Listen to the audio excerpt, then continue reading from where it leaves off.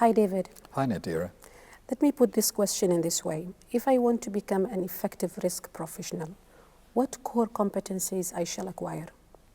This is a very important question. A lot of people are given roles in risk management, in facilitating risk management in organizations, in projects, in businesses, in charities, in government, with no training, with no previous experience, and with no understanding of the expectations of the role. And so we struggle along, and that's how I started. In 1984, I was a junior manager in an engineering company, and our customer said, we would like you the company, to introduce risk management. And of course the company said, yes, sir. And they didn't know what it was. And they had to find somebody to do it, and so they found me, and they said, would you like to introduce risk management on your project? I said, yes, sir. How do I do it? They said, we don't know. Okay. And I had to find out. And it was the beginning of a long journey, which has led me to sitting here with you, answering these questions for the videos. And I'm very glad that I had the opportunity back then. But we didn't know what a good risk professional was. Now, with some 30 years behind us, I think we're beginning to see that there are some characteristics that are really helpful. The first is in terms of perspective. And I think the risk professional needs to be able to take a detailed view and a high-level view at the same time. So you find some people who are very good at the detail, they can pull things apart and analyze them, and they can work out what the individual parts are and see them in great detail. Yes. But they have no way of understanding how this makes a big picture. Yes. And you have other people who are very strategic in their thinking and are able to understand the big vision, but they're not interested in the detail.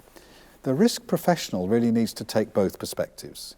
So it is important that we're interested in the detail. When something looks like it might be going wrong, we say why. When we're interested in the possibility of improving something, we say how. When we're looking at a risk, we say, well, what caused that? What could its effect be? How would that influence the objectives? Who's going to take care of it? What are they going to do? How are they going to do it? And all of this detail interests us, and we're able to analyze the detail, and that's very important. But also to say, well, what does all this mean? So now I have a risk register with 100 risks in with all of this detail, and then I want to know, what is my overall exposure? What are we going to do in terms of our overall strategy? How does this influence our risk-seeking strategy, our risk-seeking attitude, our risk appetite? How are we going to express that? These big decisions need to be based on the detail, and the detail needs to be analyzed in the context of the big picture. So that double perspective, looking in the detail and being able to see the big picture at the same time, is quite unusual, and I think it is a key competence of a risk professional. The second thing, I think, is more of a personal characteristic. It's the characteristic of curiosity, of being interested, of wanting to ask the second question. If you say to somebody, how is your project going? And they go, well, it's okay, but there's a few areas I'm worried about. You don't just say, oh, well, good luck, and walk away. You say, oh, what are those areas? Yes. And let's just find out a little bit more. And you say, well, one of them, my chief engineer is a little bit demotivated. Oh, that's interesting. Why do you think that is? And if he really became unmotivated, what effect would that have on and how likely is that to happen? And what are you going to do about it? And you start to ask questions not because it's the process, but because you're genuinely curious and interested. And that is curiosity is an initial personal characteristic, but it can be developed if you really are interested in the situation. So double perspective and curiosity.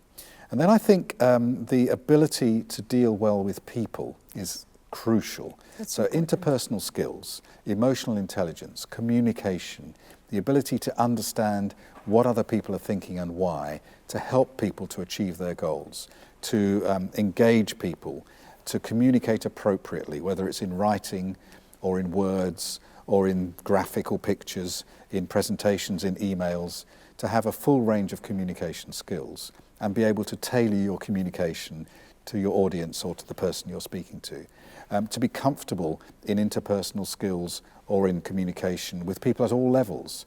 You may need to talk to a chief executive or to a government minister. You may need to talk to a cleaner or to a security guard. You may need to talk to a technical specialist who is an expert in their field, or you may need to talk to a general manager. You may need to talk to somebody who has a completely different perspective from you, a different culture, a different nationality. All of these are really important skills for the risk professional because people manage risk. And we talked in an earlier section about why people are important in risk management. So it's a key skill, a key competence for a risk professional to be able to understand and engage with people and help them through what they have to do. And the last thing that I would mention is something that we've covered in a number of other answers to questions, and that is the ability to facilitate. Often we are good at our jobs, but what we want to do is do it ourselves. You know, look, it's easier if I just do it for you. You just tell me the details of your situation, the characteristics of your decision, and I'll work out what the risks are for you because, you know, I can do that better than you can. No, that's not our role. Our role is to facilitate and make it easier for someone else. And so developing good facilitation skills are really important so that we can help other people to do what they need to do to manage their risks. So those are, I would think, the core competencies. There's also a range of knowledge that we need to gain and skills which are different from these competencies. So things like understanding the basic principles of risk, knowing how the risk process works and fits together, having the ability to use a variety of tools and techniques to identify risk, to prioritize, respond, and so on. Having those sorts of knowledge and understanding is really important as well. But it's not as important as those personal competencies of the double perspective, seeing the detail and the big picture, of having that curiosity to ask the next question and find out, of having interpersonal and communication skills that can enable you to engage people no matter who they are, and facilitation skills to make it easy for other people to do what they have to do. These are quite challenging competencies, but again, it helps the organization. I mean, if they are aware of these competencies, to recruit the right people to do the job of risk management. I think recruiting the right people or recruiting people who can become the right people.